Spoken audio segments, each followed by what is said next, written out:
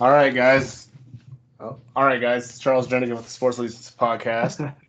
With me, as always, we have Alex Muncy, and then we have a very, very special MLB aficionado, if you will. His name's Clint, down in Texas. Clint, tell the people a little bit about your expertise. Tell the people, about yourself in general, man. I don't know about expertise. I'm just a diehard Astros fan, and have been there when we were the bad and the good, and just love baseball. I mean, that's just heck with football. And it's all about baseball. Okay, right on. It's a true fan of the game. That's the best kind of fan. But so yeah, guys, we're going to be talking about kind of obviously the opening day kicks off on Thursday or Friday. Tomorrow. Tomorrow. Thursday. Thursday, yeah, sorry. Thursday. And so I mean, with that, what are you guys looking for in terms of are there any surprise teams, any teams coming out of the woodworks, or teams that were there last year that maybe shouldn't or are not going to be there this year? And then who do you guys think could take it all? I know it's kind of early, obviously, but yeah, Clint, you're the guest here. Why don't you go first? Well, I mean, to take it all is going to be my Astros again. We should have had it last year, but we were hurt. This year we're healthy and we're going to get after it. But I don't know. My sleeper team, I think, is Tampa Bay. I mean, if any injury happens with New York or Boston, them Rays are hungry, man. They're going to be good. And then I hate it. I wish we'd have got our hometown kid, Paul Goldsmith, to come to us. But him with the Cardinals is going to be a solid team in the NL Central. Dangerous. Yeah. So, yeah, no, he's definitely going to make a huge roar there. Alex, why don't you go ahead? I mean, to me, I think the Yankees. I mean, when you look at their team, the Yankees seem scary. Now, I'm not all into baseball like I may be in football, but I mean, the Yankees, they got a team. I think. Yeah, but Severino's already down and hurt, man. That their ace is down. Yeah, that's factual, and that's going to be a huge deal. I do still think though that the Yankees are probably still that top 5 tier of I mean in terms of pitching, that they have a wheelhouse there. Adding Adam Ottavino, obviously, but I personally think I think the Nationals could cause a storm due to the fact that they what I believe have top 10 pitching, and then obviously, just that whole. They're good all around. I think they're a well-rounded team, but the Astros as well, man. They have, I would say, top 3 pitching even. And as you've mentioned, and as you know, because you're a huge fan, they're just good. There's nothing that they're not bad or that they're bad at. It's kind of like the old adage of facing a team like the Patriots or something like that. Right. They're definitely taking that role from the San Francisco Giants in terms of being a modern San Francisco Giant. And I'm with you on the Nationals. I think they're actually better without Harper because there's not that gigantic ego in the middle. Yeah. And we may look back in 10 years and realize that Max Scherzer was just the absolute monster best pitcher of our generation. Yeah, he is a monster, and I mean, year in, year out, he just continues to show it. Even coming back from injuries, and in the past, he still comes back, and he comes back with a force. Right. So, yeah, so there's that. In terms of surprise teams, obviously, first of all, the Mariners aren't going to do anything. I'm going to say that. Let's get that out of the way. The Mariners, anything we had good going for us, we got rid of. Shout out to Ichiro though for great years and turning the MLB around and giving people who would never have chances. But yeah, so Clint, you already kind of did, but kind of elaborate on your underdog, if you will. So yeah, I mean, in the American League, which I follow the Astros, so I kind of stick with their league more than I used to be National League, now American League. But the Rays, I just think they're going to be last year's Oakland A's. They're going to hang around long enough. And I wouldn't be surprised if the top 3 teams out of the AL East makes it, and if the Rays don't pick off the wild card and then beat whoever wins the division. I think they're sneaking. And then in the National League, I really, really scares me. I like the Rockies. I don't know what it is. I just think they got some chemistry going. My biggest flop right now, though, I'm calling it right now, is I believe the Cubs are going to crap out, and if the Cubs are not in the top 2 seats by the All-Star break, they're going to fire Madden. Wow, that's hot huge. takes. I've watched Madden for a lot of years, and that guy is great for 2 to 3 seasons. He likes fixing problems, and then he tinkers too much. Yeah, it kind of gets too maybe overzealous. It gets in his own head. Yeah, and there's something about the chemistry of that team that just drives me crazy, and I think they're going to flounder. Everybody's pick them to win it, but I think they're going to flounder. Wow, that's huge, and I can guarantee you that you're one of the few, and if that does happen, man, I'll probably be dead wrong, but shout out to you. That's huge. You got to take your chances. I mean, you never know. Heck yeah, Alex. In terms of kind of teams that maybe weren't there last year. Yeah, I'm not. Who do you think? My internet is obviously messing up, so I apologize about that. What was your question? Yeah. No, I think it's Charles's, but he was asking you, who do you think that wasn't there last year that's going to make it this year? Oh, okay. Maybe. Thank you. Yeah, it probably is mine, honestly. Okay, so I'm not too sure. I mean, I feel like the Rockies, after looking at their roster and the moves that they recently did, I think the Rockies can go a little bit further than they did last year. Yeah, we lost a great pitcher. We lost a great, DJ LeMahieu, but we also picked up a lot of great pitchers. Yeah. I feel like our relief, I think we can.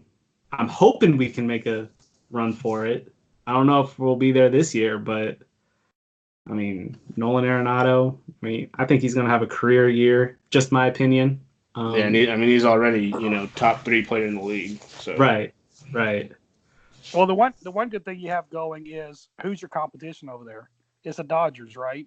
Mm-hmm. If Kershaw is on a decline like everybody thinks he is, the Dodgers are catchable. Everybody's picking the Dodgers to win the National League again, which I think is a little bit crazy, just telling you how weak it is. I really would think the Nationals would probably do that. And the other one that I really like that's not really a sleeper is Atlanta. And because one thing that nobody really pays attention to is Atlanta picked up Ron Washington as a coach. That dude is amazing. He is one of my top 5 coaches of all time.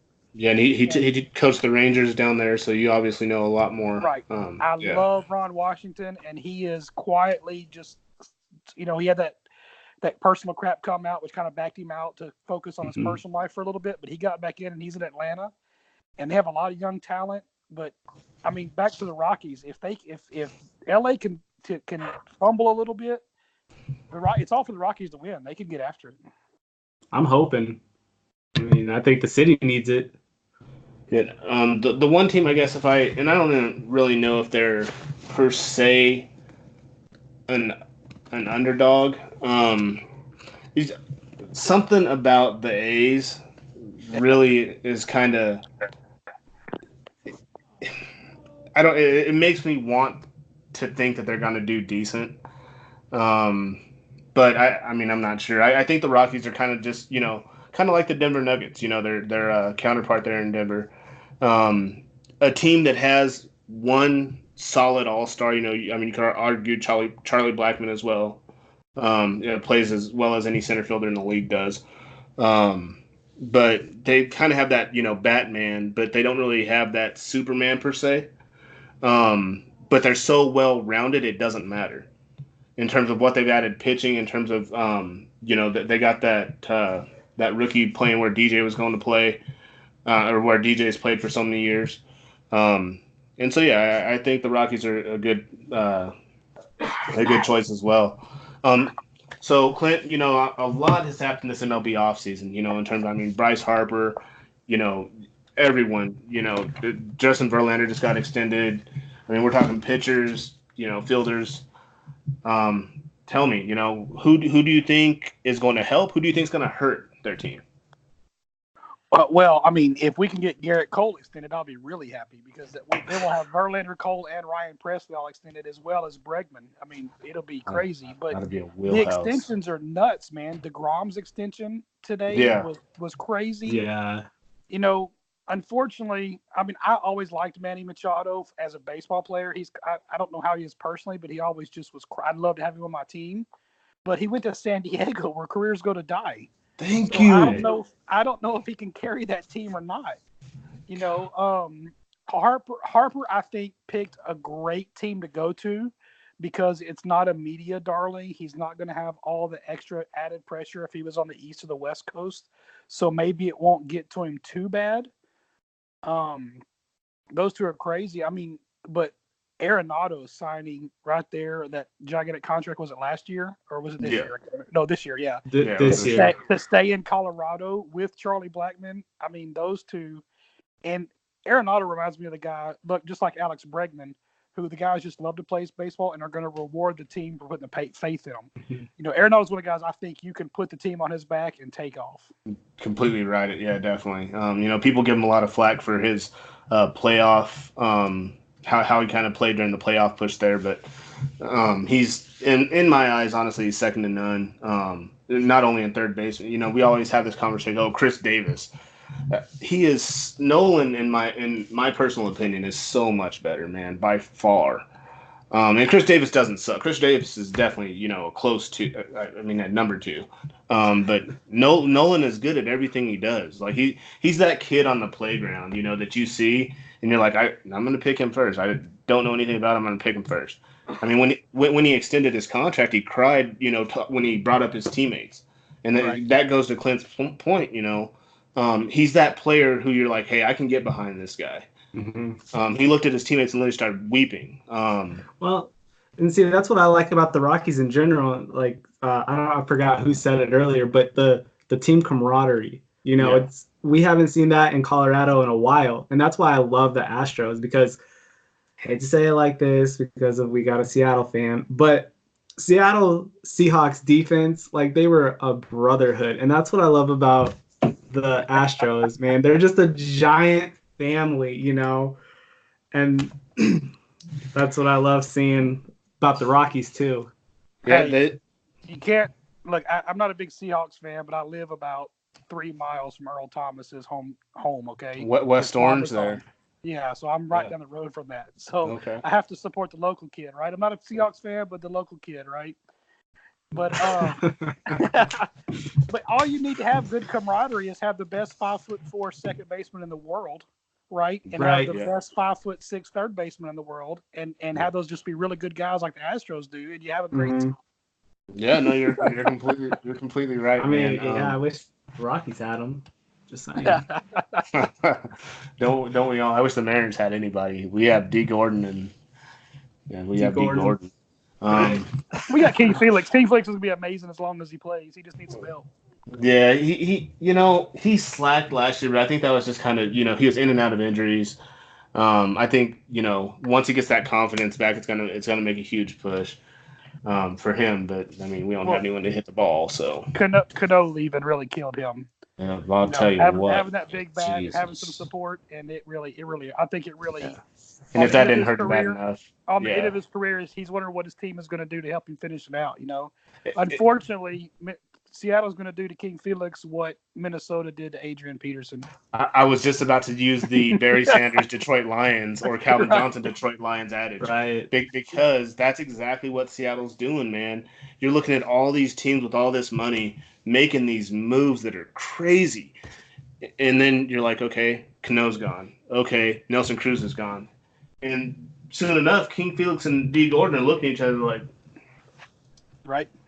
Now, you know, as an Astros fan, all I can hope is that Anaheim does the same thing with Mike Trout. Yes. We'll see about that one. Yeah, I mean, I guess in the contracts, you know, you said something that really kind of struck me, Clint, is Manny Machado. You know, he's always one of those guys. I would love to have anybody on the Mariners at this point. If you guys want to try out, please go for it. But he's kind of one of those guys, right? You know, we've been talking about football, kind of mixing it in. He's kind of like one of those Russell Wilson leaders, I think, in terms of he flies under the radar because he's not maybe the ego that Bryce Harper is, you know, and he doesn't make the plays that Nolan does. Do you see what I'm saying? In terms of that in that fashion. He still makes plenty of plays, but he doesn't make the plays in that fashion. So I definitely think he's like a under the radar leader. But I do that contract maybe could have gone somewhere else maybe, but and going to the Padres is like you said, it's a waste. Petco Park is a beautiful park. Actually, I've been there. It's just it's trash. See, I'm the opposite. I think Manny is the best third baseman in the game, right?